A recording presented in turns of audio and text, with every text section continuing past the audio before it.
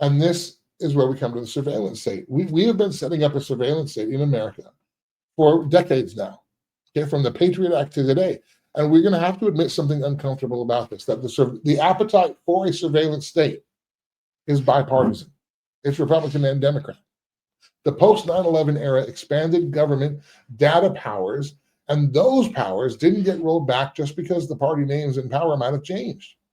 That's why this conversation cannot be reduced to, well, red team good or blue team bad or pro mega or anti mega, whatever. Now I want to address something called a kill switch. I don't know if many of you have heard of it.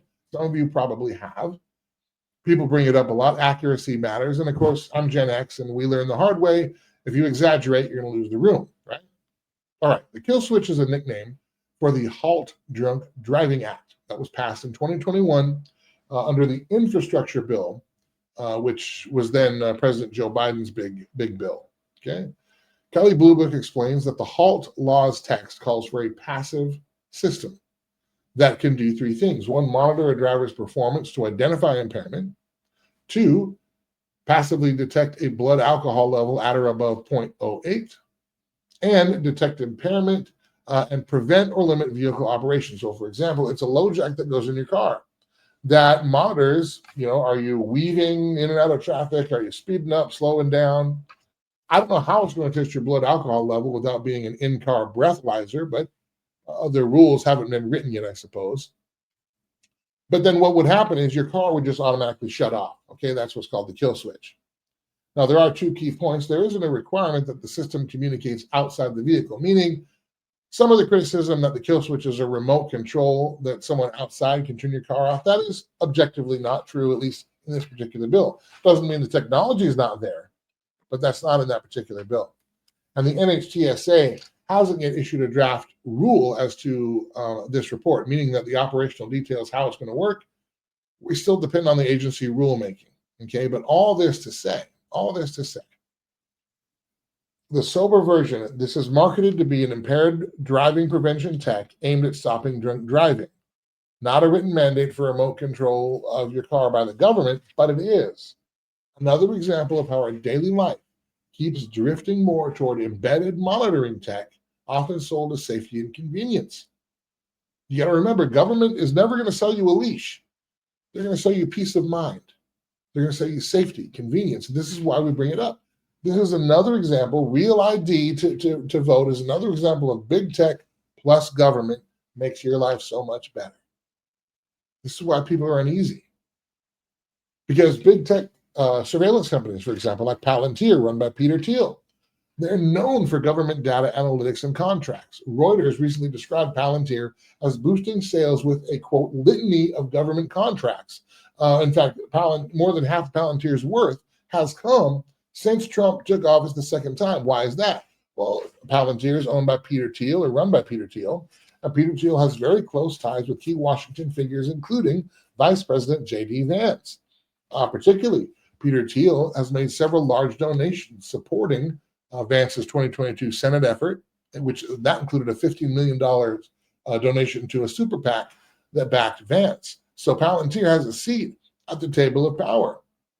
Now, none of that proves a plot per se, but it does explain why some people, left, right, and exhausted, might ask, why does everything keep moving toward tighter identity systems and deeper data fusion?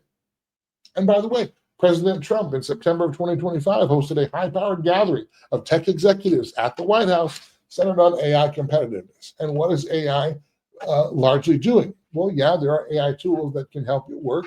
I'm not against AI as a thing. But when you have the people sitting at the levers of power and control of our AI infrastructure being those whose business it is to surveil people, then my eyebrow goes up. You understand? And this, again, surveillance state, it's a bipartisan appetite. It's being ushered in by both sides of the aisle. And I bring all that history up for a reason. Because the ultimate function of the SAVE Act, I doubt, is going to secure and make safe our elections. Largely because we still can't trust the ones who count the votes. But the SAVE Act will serve to funnel more Americans into the real ID system. And I believe that this is the goal of the globalists who have infiltrated both parties of our government, that their goal is to make life as uncomfortable as possible for you and me outside of the surveillance state. So in small increments, in small steps, in the name of safety, in the name of convenience, they herd us into their open-air prisons by way of real ID. And you can mark my words with this. It's not going to be too long before real ID is going to be the place where you access your medical records electronically, right? You'll have a chip, you'll check into your doctor and you'll scan your real ID, and there's your charts. There's your medical history. Now from there, look, why not move on to banking? How convenient would it be? We don't have to juggle around debit cards or credit cards or anything. Instead of those, you just pay with your real ID. If you want to apply for a credit card, that's fine. They'll just add it to your real ID account, right? Or hey, this might even be sooner than that.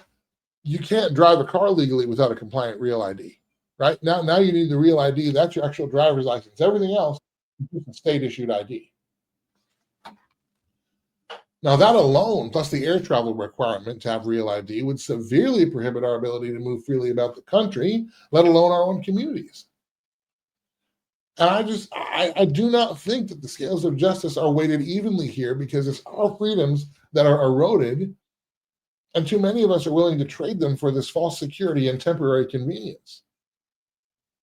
Now, I do need to put my Bible on the table here, okay? Scripture is relentlessly clear about honesty, fairness, and equal standards. Proverbs 20:10 says, unequal weights are an abomination to the Lord. A false balance is an abomination, Proverbs 11:1. Do no injustice, use honest scales, Leviticus 19:35 and 36. What does the Lord require? Do justice, love mercy, walk humbly, Micah 6:8. So here's a question from a biblical perspective about the SAVE Act. If we're going to tighten standards, are we doing it evenly in a way that protects legitimate voters, that doesn't create two tiers of access, and doesn't become another papers, please choke point for ordinary people? Because look, if you only trust the government when your team is in charge, you don't believe in limited government, you just believe in it's my turn now to be in charge. Justice isn't just if it's only just when my side wins. Justice is clean weights and clean hands for voters and for officials. So here's where I land on this, at least for now. Secure elections matter. Citizenship eligibility is a legitimate concern and needs to be addressed. But I am skeptical when the remedy looks like more compliance hoops for the citizen, for you and me, and not more accountability for the institutions that verify, process, and count at the same time. And if the practical net effect is a real ID accelerator, then I think the public has every right to ask, why is the American government solution always track and trace the people harder instead of put more oversight on our government? I'm watching this bill. I know you are too. I hope I'm wrong about the direction that this bill is traveling. For all of our sakes, I pray I'm wrong. Because a nation can lose freedom in one of two ways: through chaos or through safety, one perfectly reasonable policy at a time. Oh, thank you again for sticking with me on that and walking through that with me. Remember, I want to let you know too, one thing, you can find our hour-long episodes. Culture Crossroads is actually an hour-long weekly show. It airs Sundays, 5 p.m. Central on the Beck News Network. You can find that either live or archived at becktv.plus. That is becktv.plus. You can find all our archives there. Just click on shows, then click on Culture Crossroads. You'll see that there. We'll also be posting clips and segments from the show coming up in the weeks to come. Again, really appreciate the response we've been getting from our shorts and from some of our daily doses so far. Again, you guys are taking time out of your days to watch this program, and I'm grateful for it, whether you agree with me or not. So once again, thanks for watching. See you next time.